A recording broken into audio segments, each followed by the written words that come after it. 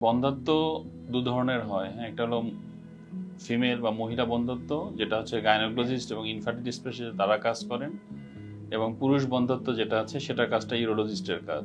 বন্ধ্যাত্বর জন্য শতকরা দেখা যাচ্ছে 40 থেকে 50 ভাগ ক্ষেত্রে পুরুষরা দায়ী। মানে পুরুষের বীর্য যেটা আছে, বীর্যতে যে শুক্রাণু নর্মালি অনেক সময় অ্যাবসেন্ট থাকে, তাদের আরো জন্মগত কিছু ত্রুটি থাকে, যে বীর্য যে পাস করে সে নালীরা অনেক সময় বন্ধ থাকে। এগুলো আমরা বিভিন্ন পরীক্ষা নিরীক্ষার মাধ্যমে এটাকে আমরা ইভ্যালুয়েট করে যখন কনফার্ম হই, তখন আসলে আমরা রোগীকে কিছু পদ্ধতিতে নিতে বলি। যেমন আমরা বলি যে পেশা পেশা বলতে হচ্ছে, বোঝাতে যাচ্ছে যে আমাদের যে অন্ডকোষের উপরিভাগে একটা গ্ল্যান্ড থাকে, যেটা বলি ইপিডাইমিস। এখানে কিছু সুপ্ত অবস্থায় কিছু শুক্রাণু থাকে, আবার অন্ডকোষের মধ্যে কিছু শুক্রাণু লুকিয়ে থাকে, যেগুলো নর্মাল ভাবে আসে না। তো এগুলো আমরা একটা ছোট একটা অপারেশনের মাধ্যমে ওইটা একটা খুবই চিকন সাইজের আমরা যে নিডল আছে, আমরা বলি ক্যানুলা বা ইনসুলিন সিরিঞ্জ, সেটার মাধ্যমে আমরা ওই ইপিডাইমিস থেকে এবং টেস্টিস থেকে লুকায়িত শুক্রাণুটা সংগ্রহ করতে পারি।